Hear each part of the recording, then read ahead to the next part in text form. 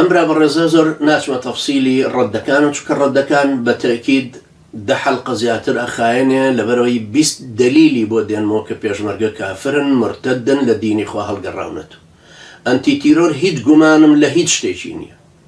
ئەو کەسەی فەڕاشی دائیرەی ئەنتی تیرۆریش بێ تەلاقی کەوتووە، مرتد بۆتەوە بۆی کە چووە مناسەڕەی ئەو کەسانە ئەکا کە دژایەتی دینی خوای گەورە ئەکەن و بۆ مسلمانان لە کەمینان و وەزیفەیان کە پارەی لەسەر وەرەگرن مسلمانە دیندارەکانن.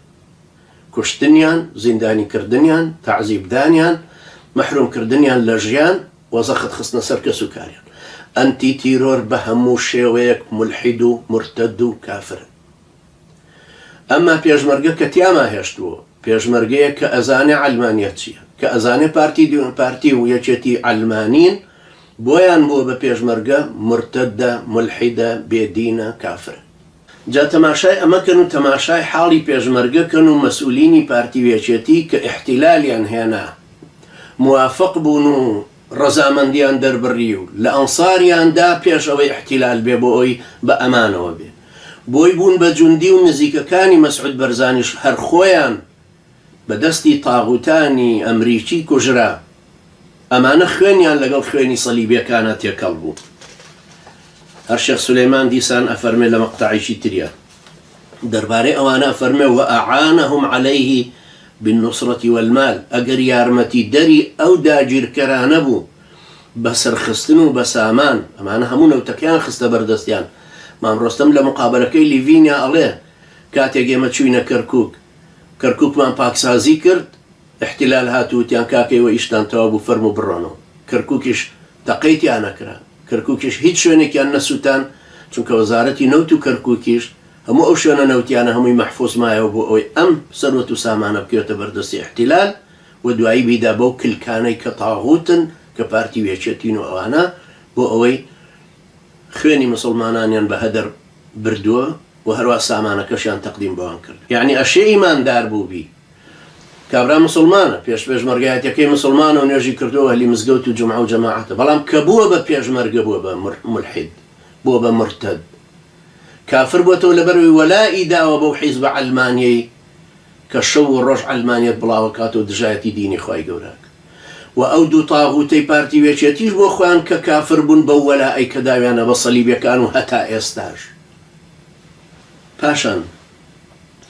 یعنی تەسەوورکەن عەزیزانی من، ئەم عولەمایانە شێخ محەممەد بن عەبدولوهاب و کە خۆی هەر بەعام لەسەر موالات قسەی کردو،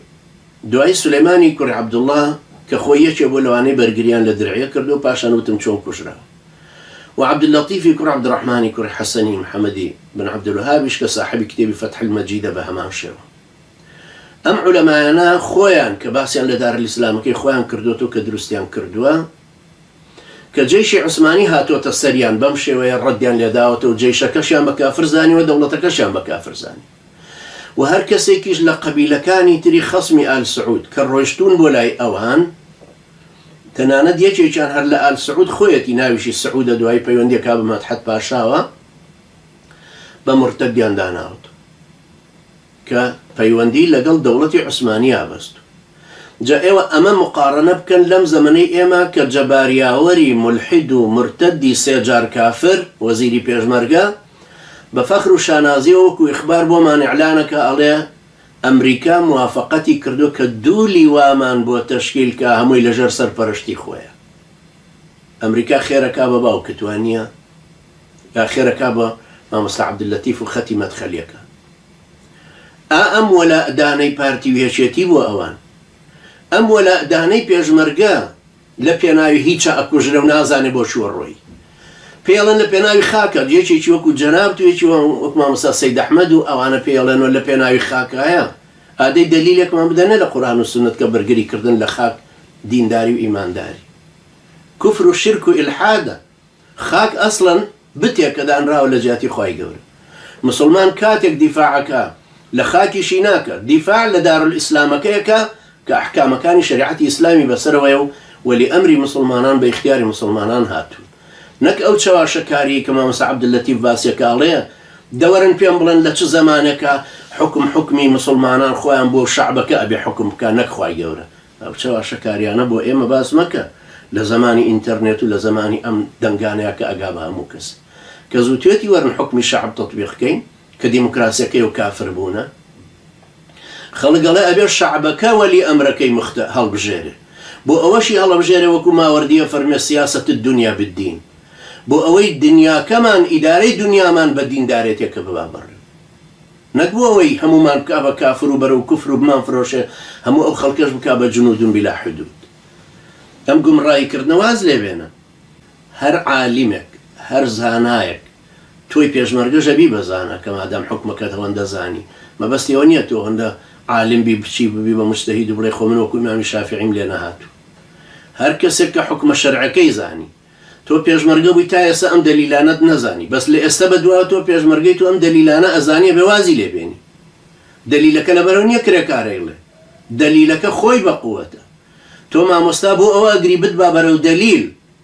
نەک دەلیل بێنی تۆ بۆی کە مامۆستاکەت لەسەر حەق بزانە مامۆستاکەت ئیستدلالەکەی چەندە ئیمامی ابن تەیمیە ڕەحمەتی خوای لێبێ فەرمێ هەر کاتێک کە زانایەک کە شتێکی بە دەلیلی کتاب و سنت قورئان و سنەتی پێغەمبەری خوا زانی عەلەیهی الصەلاة والسلام واتبع حكم الحاكم المخالف لحكم الله ورسوله ئەگەر ئەم حکمێ زانی کە ئەمە حکمی خوا و پێغەمبەری خوایە بەڵام چوو بۆ لای ئیجتیهادی حاکمێک دەسەڵاتدارە کە ئیجتیهادی کردووە حکمێکی دەرکردووە مخالف بە کتاب و سنەیە ئەفەرمێ کانە مرتەدەن کافرا بەوە ئەبێ بە مرتەد و کافر چونکە وازی لە حکمی خوا و پێغەمبەری خوا هێنا کە ئەیزانی چۆتە سەر حکمی خوزعبولات و توڕەهاتی مەسعود بەرزانی و جەلال تاڵەبانی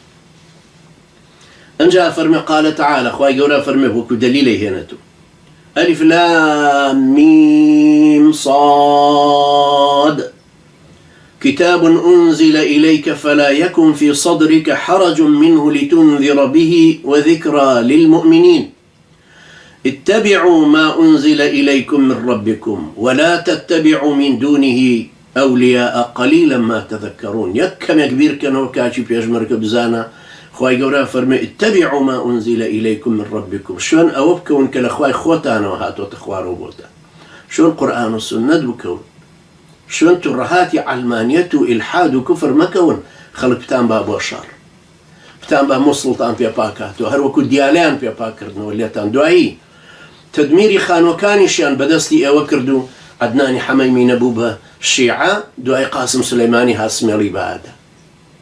او ايوز جيشكي بيناتو او كونا درشا بو موصل ايوش بوبن با كواسوري بيش لشكر داماوين او بزانن او الدنياتان او اند زليل الرسوان بخوا قسم لقيامته ميتان لي برسنو بخوا قسم لقيامته او اندر الرشبن ايمانك اشتان للدنيا الى دسدن بكافري امرن بمرتدي امرن بكافري زيندو اكرينو وانا زاني او نشو رجوانات منفعتي بوتا به اگر يشك حافظ قرآن به بلا مخالفه شي قرآن بكا و اهانه قرآن بكا بي كافر به اگر حافظ قرآن به كتو حافظ قرآن يشني وانا زاني والله بالرجوع الى جبهه كان شتيكي زور قورو كردو الرجوع لسر همو كسر مسلمان بفرزه ما دام بالغوا عذريني پاشان امام ابن تيمية رحمة خواه لبهر لو شونا فرمي لمجلد سيوبيانج ولو ضرب وحبس اگر ام كابرا مسلمانا اگر ليش يدرا وحبس يشكرا وأوذي بأنواع الأذى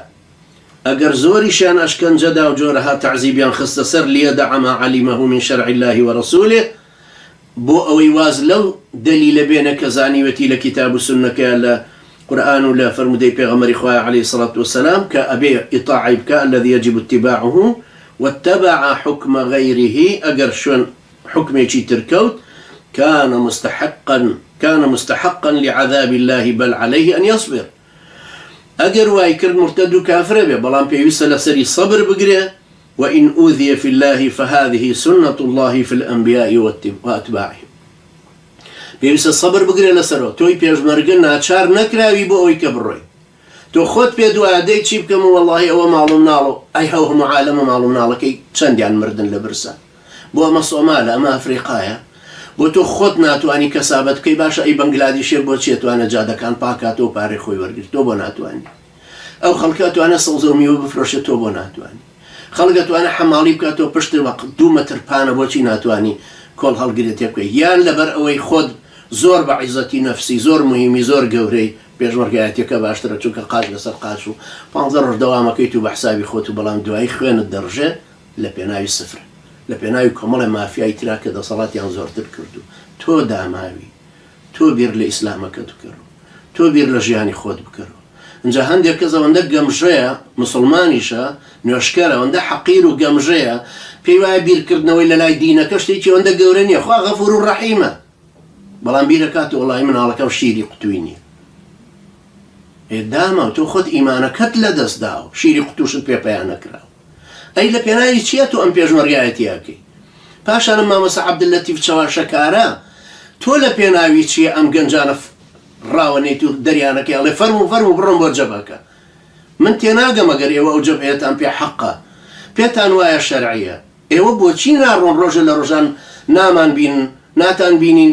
کلاشینکۆفێکتان پێ بێبیگەی سێکتان هەڵگرت بێ کلاشینکۆفی ڕیابازی ناڵێم کە کابرای مەدخەلی لە جەبهە لەگەڵ پێشمەرگەکانە وەریگرتۆ لە پێشمەرگە ئادەی بابی کە مەشانم تخوا بۆی ئەجری لای خوای گەورە زۆر بەقووت بێ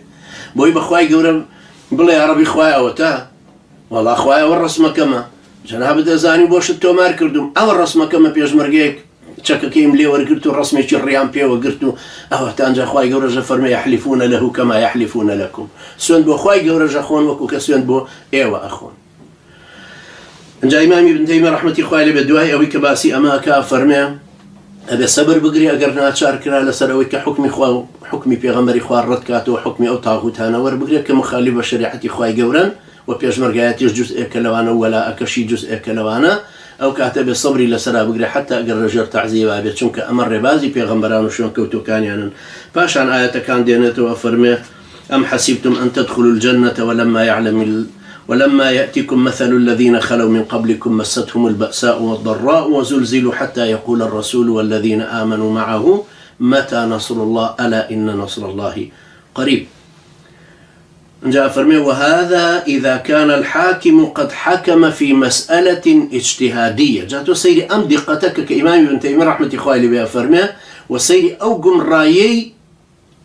ما مسا عبد اللطيف وما تخلي كان يجبك ابن تيمية فرمي أقرهاتو دو حادثة هبو دو واقع هبو أما أن حكم خواي قورو بيغمري خواي لسرة أماش أن حكم حاكمي لسرة بلان أم حاكمة اجتهادي كردو التي في مسألة اجتهادية قد تنازع فيها الصحابة والتابعون أما مسألة هر دينية واجتهادك شبلام يا وران تابعين أوان راجوب انتهايا فحكم الحاكم بقول بعضهم وعند بعضهم سنة لرسول الله صلى الله عليه وسلم لا يهندق لم صحابه وتابعين أنا كبون بدو وجبه أم يعني اجتهادي كردوا بلام أم يعني بدقك وبابندوا أم حاكمها تو اجتهادي هندق لو صحابانا يا تابعيني ورقرتوا لكاتك أزاني أو الدليل شرعيا لقاله أما التصور كان لاجتهادي شي فقهي لأحكامك يا باز لو أكين ولا إيان دعوة بكافران بلاني أوان تنفيذك أوان هنا وتولاتك جيشي أوان حكمك همو تمكنك هي أوان تنامت بيجمرقي بارتي ويشيتي لزمان احتلال نانا تواني لقرا هنجير رايان قرتن لسيداوان لناو شاري سيداوان بو قصف كردن مسعود برزاني نيتواني هيتش تيبلن إيه باشا خويا وشو رايت عندنا هاتو أبينن احتلال شون ده صلاة دار وبسريانو احتلال عسكري كي بردو تدر ولا بر المطمئنة لا يشي مخابرات يكي خوي لا جندي نهين يكاني خوي ام بيجمرغانا ولا يان داوا بارتي ويشتي بارتي ويشتي ولا اكان داوا اهل كفر اهل دركي محاربي اسلام انجا امام ابن تيمية افرمي وهذا اذا كان الحاكم قد حكم في مسألة اجتهادية قد تنازع فيها الصحابة والتابعون فحكم الحاكم بقول بعضهم وعند بعضهم سنة لرسول الله صلى الله عليه وسلم تخالف ما حكم به فعلى هذا أن يتبع ما علم من سنة رسول الله صلى الله عليه وسلم ويأمر بذلك أم كابراي حاكمة بيوستا يعني أم عالمة بيوستا أم ركبه بكا كالنابي شون أو اجتهاد غلط بكين كمخالف بو سنة يعني أبي تريان دليل لسرها ويفتي به ويدعو إليه ولا يقلد الحاكم هذا كله باتفاق المسلمين همو مسلمانان لسر أو كون كأبي بقرته سر أو حكمة وأوشي بيبسن بك دليل كي لقلا بقرته سر أو أمش اختلاف المسلمانان تيانية شنك دقي لسر خواهي قرأ فرمي وما آتاكم الرسول فخذوه وما نهاكم عنه فانتهوا هرچی ئەوەی کە پێغەمبەری خوا عەلەیهی سەڵات وەسەلام پێتانە فەرمێ وەری بگرن ئەوەی کە بەرهەڵەستیشی لێ کردوون خۆتانی لێ بگرنەوە توخنی مەکەون بۆیە ئەوەی کە بەرهەڵستی لێ کردوین پێغەمبەری خوا عەلەیهی سەڵات وەسەلام بە دەلیلی ئەو هەموو ئایات و ئەحادیسە کە ئینشاءالله 20 ئایەتیان شەرحەکەمەوە ئینشاءالله لە ڕەدی مامۆستا عەبدولەتیف بەڵام احتیمالە بە سەوتی و پێشمەرگەش ضروریە گوێی لێبێ بۆی بزانێ وەلا و بەڕا چێت دوایش دێمە سەر زنجیرە دەرسێکی وەلا و بەڕا بە تەفسیلتر بۆ ئیخوان مەشرەوەکان و بۆ ئەوانش کە پێیان وایە نزیک بوونەوە لە پارتی و یەکێتی ئیشێکی زۆر باشە و ئیجتیهادێکی تیا کردو ئاوا من دوای دەلیلەکان بە مامۆستا عەبدولەتیف ئەڵێمەوە بگەڕێنەوە سەر ئەو کتێوی الدەلائیلەکە هی سولەیمانی کوڕی عەبدوڵڵا بگەڕێنەوە سەر فتح المەجید هی عەبدولەطیفی کوڕی عەبدوڕەحمانی کوڕی حەسەن بگەڕێنەوە سەر الموالاة في أهل النجاة والفكاك في موالاة أهل الردة والإشراك هي حمد بن عتيق بقرر سر أم كتاباني بيخرر أنجابوا أو إلا روي سلفيتيا كي خوتوا بزاني ولا أبراء كتشون بزانة چندش لي دوري أم سرخستني خلشي كافر ومحارب بإسلام تشونا دروية لإسلام چون كما هر إمام محمد بن عبد الوهاب لنواقض العشرة كيا أفرمي مظاهرة المشركين مظاهرة المشركين بجيري كردنيانا ولا موالاة كردنيان بريتيا الحب والنصرة أنجا دعاء أوانش باسيان كردوتو كأفرمون لدليا أي آن بغزينه نايا نبا بلان بكردو ولا خزمتي نايا سيد قطب رحمتي خالي بك خوشي شت نايا بلان بابود بين مو سيد قطب رحمتي خالي بها فرمي الذين يحاربون الطاغوت نظريا هم يمدونه بعوامل البقاء من وقت ومال أو كسانيك دجايتي طاغوتا كان بقسة بنظري أو أنا لا حقيقة يارمتيت ما نوي طاغوتا كأدن بكاتو مالي خويا ويقول مني شو إيوش هدايات بدا وبرشامان روشن كابا نوري خوي لقرآن كي تيمان جينو بي كابا بهاري ضلمان ويقول هدايات ما بدا وسينما بركا لخوش ويستي توحيد وأهلي توحيد بو مسلمانانش نرمونيان مانكا بو كافرانش تندوتيش خوای رحم بۆ پێشمەرگانش کە ئیمان لە دڵیان ناماوە هیدایەتیان بدە واز لە پێشمەرگایەتەکەیان بێن و بگەڕێنەوە سەر دینەکەی تۆ وازی لێ بێن و تۆش یارمەتی دەریان بۆ ڕزقیان بدە لە غەیری ئەو ڕزقە حرام و سوحتەی کە لەوێەوە هەم ئیمانیان لەدەست دەچێ هەم نابود بوون أقول قولي هذا واستغفر الله لي ولكم وجزاكم الله خيرا والسلام عليكم ورحمة الله وبركاته.